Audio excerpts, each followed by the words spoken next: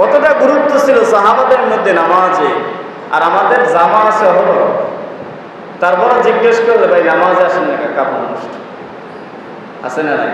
হ্যাঁ, কাপড় ভালো নাই, অজুহা কাপড় ভালো নাই, অপবিত্র শরীর নিয়ে ঘুরি, অথচ আমরা মুসলমান। একবার চিন্তা করুন সাহাবাদের জামানা কেমন ছিল আর আমাদের জামানাটা কেমন, তাদের নামাজের গুরুত্ব কেমন ছিল আর আমাদের গুরুত্বটা কেমন। তারা এক কাপড়ে নামাজ আদায় করছে স্বামী স্ত্রী, আর আমাদের 10টা 20টা কাপড় আছে। এরপরে জিজ্ঞেস করলে কাপড় না পাক, কাপড় না পাক। মুসলমান পোশাক করে ঢিলা ব্যবহার করে না, পানি ব্যবহার করে না।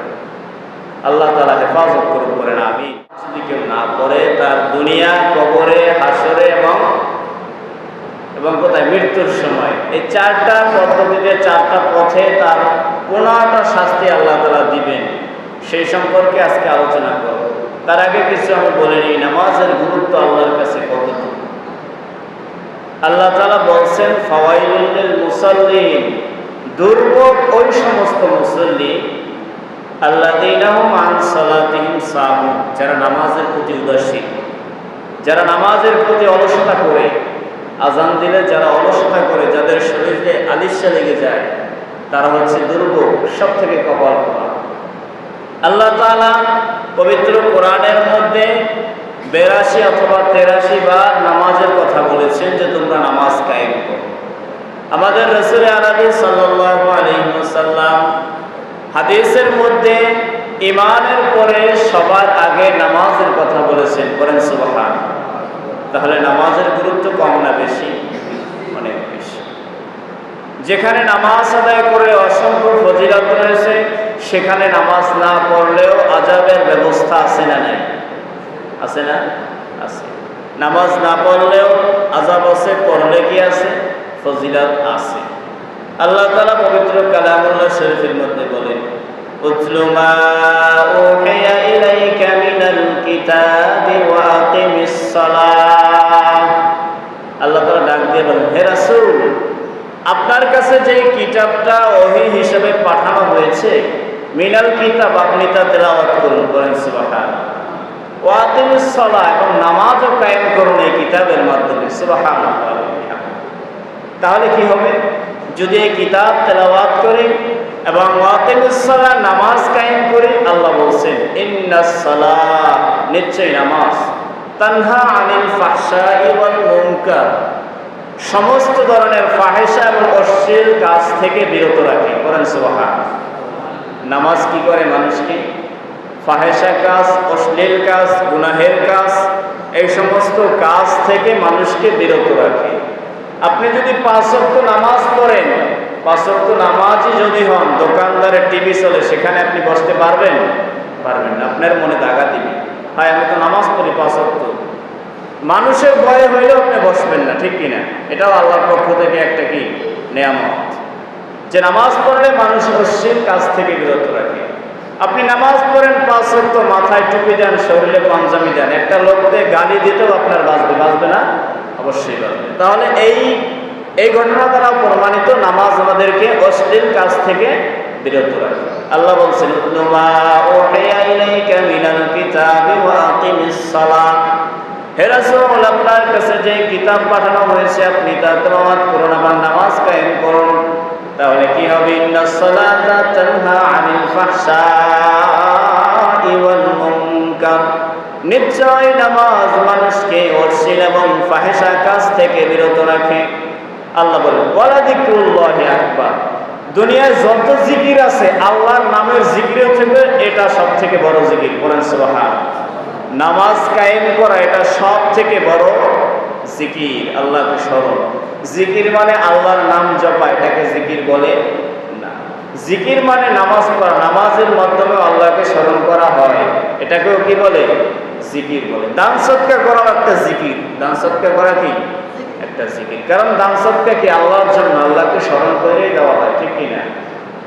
এরকম নামাজটাও একটা জিকির, আর নামাজ সব থেকে বড় জিকির। আল্লাহ বলছেন ওয়ালা যিকরুল্লাহি আকবার, এটাই হচ্ছে সব থেকে বড় জিকির। আল্লাহু ইয়ালামু মা তাসনাউন, আল্লাহ বলেন এরপরে যে তোমরা যা করো আর না করো সব কিছু দেখেন কে? জানেন কে? আল্লাহ। তাহলে এই আয়াত দ্বারা প্রমাণিত নামাজের গুরুত্ব অনেক বেশি, এবং নামাজ পড়লে মানুষ ফাহেসা এবং গুনাহের কাছ থেকে বিরত থাকবে। তাহলে আমরা নামাজ কায়েম করব, তাহলে আমাদের দ্বারা গুনার কাজ কম হবে। রাসূল হাদিসের মধ্যে বলেন, আউয়ালু মা ইউহাসাবু বিহিল আবদু ইয়াউমাল কিয়ামাতিস সালাত। বান্দা যখন কিয়ামতের ময়দানে উঠবে, আল্লাহ হাসর নাসর শুরু করবেন, বিচার শুরু করবেন, সর্বপ্রথম বিচারটা হবে নামাজ। কিসের? নামাজের। কিসের বিচার হবে ভাই?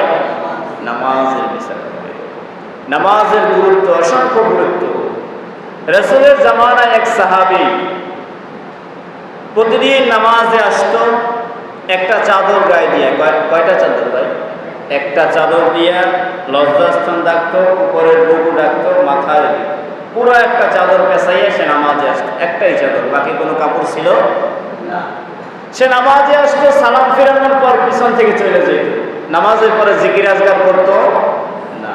রাসূল সাল্লাল্লাহু আলাইহি ওয়াসাল্লাম কয়েকদিন ফলো করছে জিনিসটা। সাহাবী আসে নামাজে দেরি কইরা, যখন জামাতে দাঁড়ায় তখন আসে, আবার যখন সালাম ফিরানো হয় তখন দৌড়ে চলে যায়। কারণ কয়েকদিন দেখার পরে রাসূল সাল্লাল্লাহু আলাইহি ওয়াসাল্লাম ওই সাহাবীকে নামাজের, রাসূল সাল্লাল্লাহু আলাইহি ওয়াসাল্লাম সেদিন আসরের নামাজ চলে, একটু দেরিতে নামাজে দাঁড়াইছে যাতে সাহাবী আসলে তার সাথে কথা বলতে পারে। সাহাবী চলে আসছে, তখন রাসূল জিজ্ঞেস করলো, আমার সাহাবী, তোমাকে দেখি দৈনিক তুমি এক কাপড়ে নামাজে আসো, নামাজ পড়ে আবার নামাজ শেষে তুমি আমার সাথে দেখা না দিয়ে জিকির আজগার না করে আবার চলে যাও, কারণ কি? আমাকে তোমার ভালো লাগে না? আমি রাসূলের সাথে বসতে কি তোমার ভালো লাগে না? রাসূলের সাথে কথা বলতে তোমার ভালো লাগে না? আমি রাসূলকে তুমি মহব্বত করো না? তখন সাহাবী কেঁদে দিছে, কেঁদে কেঁদে বলতেছি, ইয়া রাসূলুল্লাহ, ইয়া হাবিবাল্লাহ, আমি যে একটা করে দৈনিক নামাজ পড়তে আসি, কারণটা হচ্ছে আমার ঘরের মধ্যে দ্বিতীয় আর কোনো কাপড় নাই, একটাই কাপড় আছে, সেটা হচ্ছে চাদর। আমরা গুহার মধ্যে বসবাস করি, আমি আর আমার স্ত্রী এক গুহার মধ্যে থাকি, সেখানে আর কোনো মানুষ নাই। এক কাপড়ে আমরা নামাজ আদায় করি, গুহার মধ্যে একটা গর্ত করে নিয়েছি। আমি যখন নামাজে আসি, আমার স্ত্রী সেই গর্তের মধ্যে ডুবে থাকে। আবার যখন আমি নামাজ থেকে যাই, আমার স্ত্রী ওই চাদরটা পরিধান করে সে নামাজ আদায় করে। সুবহানাল্লাহ। এজন্য আমি নামাজের পরে বসতে পারি না, কারণ রক্ত যদি শেষ হয়ে যায়। কতটা গুরুত্ব ছিল সাহাবাদের মধ্যে নামাজে, আর আমাদের জামা আছে হলো। তারপরে জিজ্ঞেস করলে, ভাই নামাজে আসেন না, কাপড় নষ্ট আছে না নাই? হ্যাঁ, কাপড় ভালো নাই, অজুহা, কাপড় ভালো নাই, অপবিত্র শরীর নিয়ে ঘুরি, অথচ আমরা মুসলমান। একবার চিন্তা করুন, সাহাবাদের জামানা কেমন ছিল আর আমাদের জামানাটা কেমন? তাদের নামাজের গুরুত্ব কেমন ছিল আর আমাদের গুরুত্বটা কেমন? তারা এক কাপড়ে নামাজ আদায় করছে স্বামী স্ত্রী, আর আমাদের 10টা 20টা কাপড় আছে।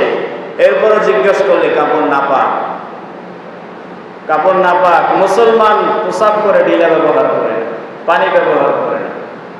আল্লাহ তাআলা হেফাজত করুন, করেন আমিন।